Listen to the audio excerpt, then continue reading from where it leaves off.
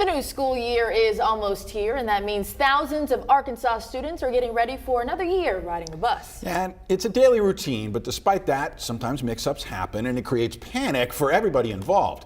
But this year, Searcy schools are implementing a program that will help keep track of more than 1,200 bus riders. THV 11's Frederick Price explains how it all works.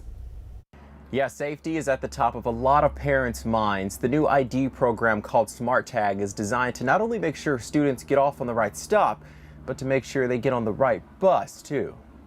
Tally Reynolds has been a bus driver for the Searcy School District for a year. We're the first and the last people that they see every day, so it's really important for us to interact with them. She says with dozens of students on board, sometimes things can get hectic.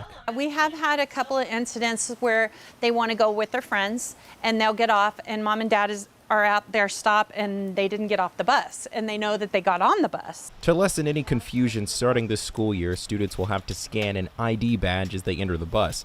Every one of the district's more than 30 drivers will have a tablet like this on board. The ID cards have a chip with the student's address so the driver will know. Oh, it's huge. David Dale works as the district's transportation director. He tells me the idea for Smart Tag came after he noticed several mix-ups. Let the driver know, hey, this isn't your bus, but it'll tell them also what bus they do need to get on, and they'll be able to show them and point them in the right direction. And Assistant Superintendent Dean Stanley says it doesn't just help the drivers. It gives our parents an extra layer of protection for their kids. He adds the program will aid the school in preventing the unthinkable from happening. Thinking that you might have lost a child somewhere, it doesn't get much worse than that. So, we frantically would have to try to backtrack and figure out where that child was. And Searcy, Frederick Price, THV 11 News.